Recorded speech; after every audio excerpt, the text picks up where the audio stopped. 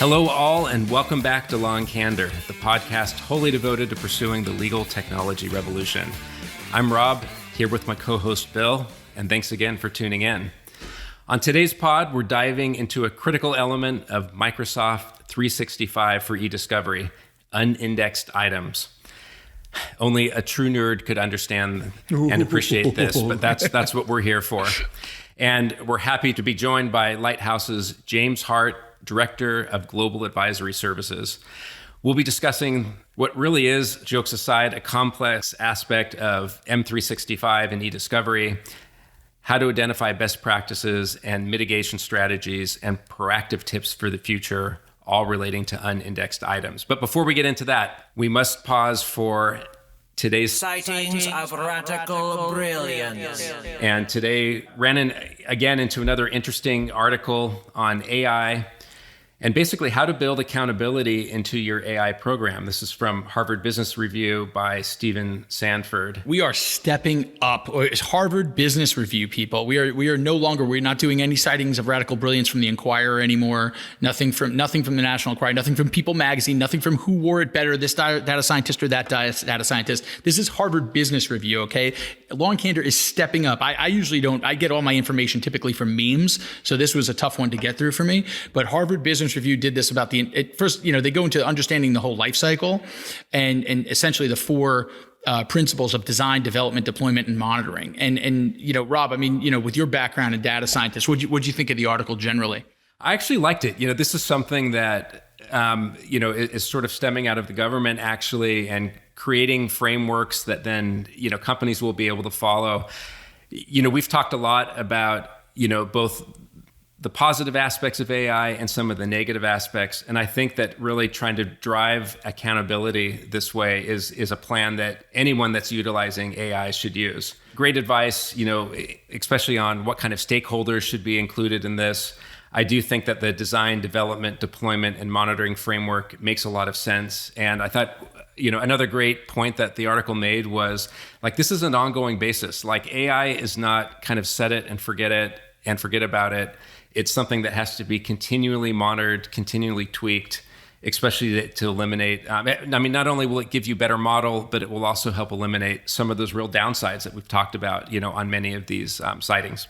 Yeah, I like what they said. There's one portion of the article that says basically think like an auditor, which I thought was a smart way to put it. I think unless there's some accountability, with these systems when you put them in and as you said, ongoing monitoring. Unless there's some accountability to it, we've seen AI. When either trained or focused in the wrong context, can provide information that either provides just purely confirmation bias or spits back to you. It's only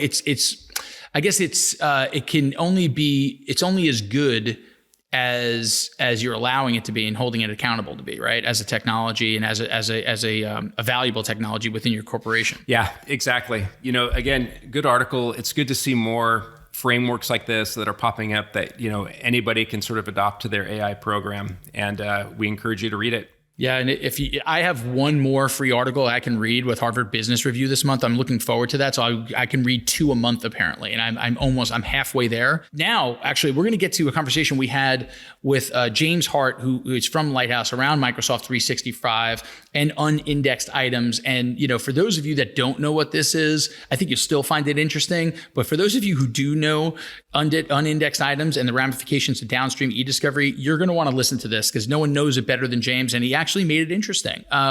So check it out. James Hart coming up on Law Candor.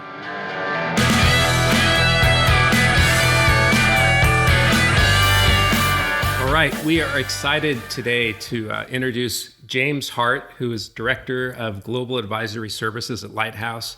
And James, before we start, I will just say one thing. Usually the fact that we don't have a video podcast is a good thing because Bill and I have faces that were clearly built for radio. But today it's unfortunate because you are sporting a fantastic beard, and I wish our whole audience could see it. I don't often have beard envy, but I absolutely do with you, James. It definitely, it's definitely getting to that point where they need to cut it back and kind of, control it a little bit, but it's getting there. Do you use hedge clippers or normal razors? whatever they want to come at me with, it's fine. Well, it looks fantastic. And instead of just, giving your name and title, like James, we'd love to just hear how did you find yourself in this whole eDiscovery space? What's your backstory? Yeah, I think it's quite interesting actually, because I think, in the UK, certainly nobody ever kind of goes out there thinking, I'm going to go and get a job in eDiscovery. Quite often people even, don't even know what it is at that point. So kind of when I was looking to build out my career, I was kind of thinking, what do I want to do? And I knew I was always good with technology and computing, right the way through school.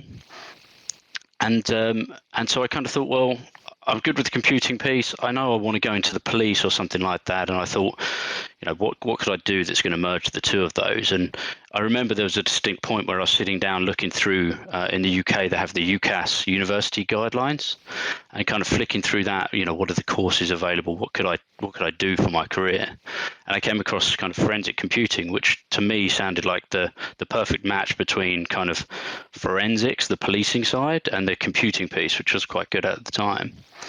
And so I decided to go on that course, and I kind of went with that, the kind of 4-year course that involved. At which point took up a role doing criminal defence work for a small company, actually very local to me. And that was a great role, but it very quickly turned into kind of, dealing with the type of investigations that I didn't really want to be involved in. Maybe I was a bit naive at that point. And so, I made the decision then to switch that to more of a corporate type investigations, which of course is eDiscovery. And at the time, actually, the organization that I was working for was acquired by a US firm. And so I was able to work with that firm and really grow my career from there. So going through kind of digital forensics right the way through to running the lab for that company, and then finally taking a jump from those vendor roles over to an in-house role actually for a financial services company here in the UK and globally.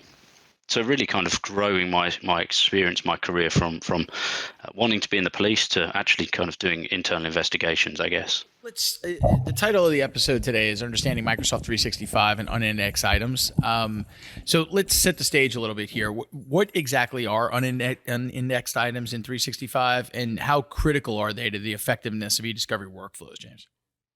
So I think, I always take a step back and say, well, unindexed items is not a new concept. We've always had them, right the way from doing searches of original data sources, things like that. You're going to come across things that are corrupted and can't be read. Maybe they're not a file type that's supported.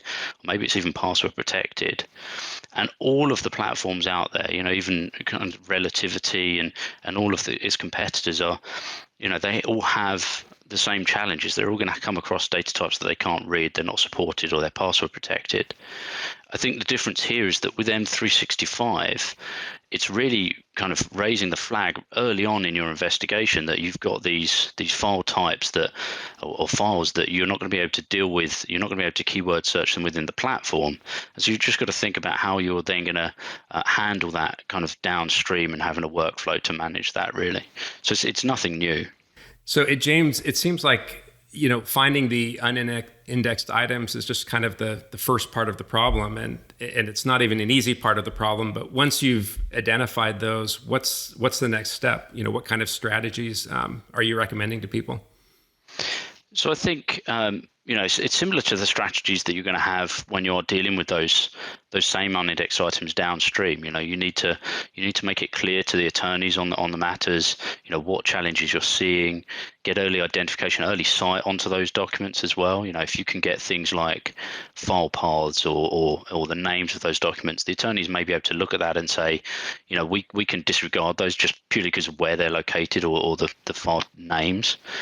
And you can certainly do that within M365. You can generate reports of those unindexed items. The key license levels in M365 include core eDiscovery and advanced eDiscovery. Both of them give you the ability to do that identification and listing of those files. I think when we talk about advanced eDiscovery, it goes a step further. So there's actually a process that you can go through once you've identified those unindexed documents. you'll actually go through and try and apply a more advanced index, more of a typical eDiscovery indexing technology against that data. And so it's going to try and improve those documents and make them searchable for you. And so if you're using advanced eDiscovery, or you have the capability to use advanced eDiscovery and you want to use things like keywords, absolutely take it through the process of doing that advanced indexing. And that's really going to cut down the volume of the unindexed data so that when you do apply your search terms, it's a much smaller number of documents that you're looking at. And I think from my experience and looking at various different organizations, the volume of data that we're talking about here is kind of, typically they're the larger files that become corrupt, or they're larger kind of image files and things like that you can't index. So we're typically talking about 15 to 17% of the data by volume for any individual data source or custodian. But it's normally a smaller percentage when it comes to actual item count. So you're normally talking about 1% of the actual documents. So it's not a huge volume, but it is something you need to consider when you're actually looking at it downstream. So have you seen a variation in the way different companies approach this from a policy perspective, how they deal with the unindexed item issue? Say that 10 times fast, by the way. Yeah, we do see different ways for organizations to deal with these. Some organizations will take that view early on. This is maybe a data subject access request. They've assessed that and said, we're going to apply a proportionality argument to any of those. So we're not going to deal with any of the unindexed items. If the end user search fails and doesn't find it, then the eDiscovery or the data subject search doesn't find it either. So they're basically excluding them. Some organizations don't actually even consider them. They've got junior teams that are running the tools and pulling the data out, but they're not even considering what's in that unindexed data. So that's on one side, and then on the flip side, you have the other teams that know exactly what they've got in there. You've got attorneys that will say, yes, absolutely, we need to export that, or we need to have that fully processed into advanced eDiscovery to enable that searching, and we'll have a very robust kind of workflow to manage that data. I think some of the organizations certainly that I've worked with as well, we've come across the situation where, they're not aware of what's in the unindexed data. They're not sure how they want to handle that. And so kind of getting in front of that and investigating it to find out what is that, is it just a large volume of image files that you can't index, or is it maybe password protected documents? Sometimes that can decide actually what is the downstream process. Do we need to export those? Do we need to investigate them? Or should we just decide to exclude them? And James, you've had the advantage of, working with a lot of clients and helping them through a lot of these situations. If you kind of just had a list of, what are your best practices that you're sharing with people, I'm sure that our podcast listeners would love to hear that. Yeah, absolutely. So I think, my kind of best practices around that or key tips would be to proactively kind of do a bit of research within the platform. It's very easy to go in and run a search in M365. There's scripts on the Microsoft website that will actually show you how to pull out, using PowerShell to pull out details of what unindexed data you have, what the potential reasons for having that unindexed data, why you have that. And so being able to go in, run those tools, identify those issues, and maybe it is you've got, large volumes of password protected documents. So maybe there's a program where you want to start looking at moving away from user defined passwords and using to corporate encryption, records management services or information protection to start encrypting that data with keys that eDiscovery can then search the data still. Or it might be that you're seeing particular data types in a particular business unit that's causing a problem. So understanding the data is going to be key to your strategy. I think then kind of looking at maybe how you're going to approach those generally and being consistent in that approach. There's nothing worse than having one team that, half of the team will extract the data and give it to the attorneys for downstream processing, and the other team disregard it. They don't deal with it. It's not really what they want to do. And that just raises a lot of red flags in the consistency of the process and opens yourselves up to legal challenge as well. So, you've convinced me, and part of it is the beard, and part of it, frankly, is the accent that you have. You have a total grasp on this. I believe anything anyone says with a British accent. I think it comes with at least 10 points on the IQ. So I'm gonna trust you across the board with this stuff, and I happen to know that you know what you're talking about beyond the accent and the beard. Let me see if I can recap, and I certainly will not be able to do it as eloquently as you again for my East Coast New York accent. Not a new concept here, right? We've all been in this industry a long time. We all know that there are files that are corrupted, that are password protected, spoliated, etc. The difference here is with 365, this is raised very early on in the process because it's on the data that's being stored in place. It's not just being discovered downstream.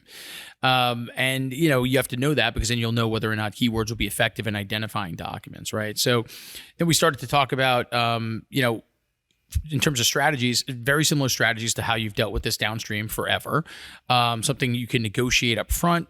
Maybe you can identify the documents through file paths or names on the documents where an attorney can just look at the name on the document and determine whether or not it's worth trying to push this to some sort of advanced indexing. If not, maybe they can dismiss some portion of the documents. And we're not talking about a terribly huge volume typically, but it's something that we have to account for. Some organizations ignore it. Some organizations don't even consider it. On the flip side, you're looking at some organizations where they understand that this stuff exists. They understand that it's necessary for whatever they're doing, internal or internal, whether it's an internal investigation or litigation or an investigation. And then they run their advanced indexing on it. In terms of best practicing, whether it's PowerShell scripting or, understanding where these items are and putting a policy in place, I think the key, what you mentioned, was being consistent with how you're going to treat unindexed items. And I think that's probably the best, that's the best practice that I focused on when you mentioned it, is if you're consistent in your approach, I think then that'll probably put you in the best light. Again, did not state any of that as eloquent as you. No one's going to believe me, but if you restated that and read what I just read back to you word for word, I'm sure our whole audience would listen. Thanks. Yeah. Thanks for being on the podcast today, James. It's really, really appreciate it. Yeah, I appreciate this, man. This comes up with just about every client that we have here at Lighthouse. We end up discussing this with them. So I'm thinking our listeners will get something out of this. I really appreciate you joining, bud. I really appreciate the time. Thank you. Really enjoyed it. Hey there, enjoying Law Candor? Please rate us on Apple Podcasts, on Stitcher, subscribe to the show, follow us on Twitter. Thanks for joining us on this journey.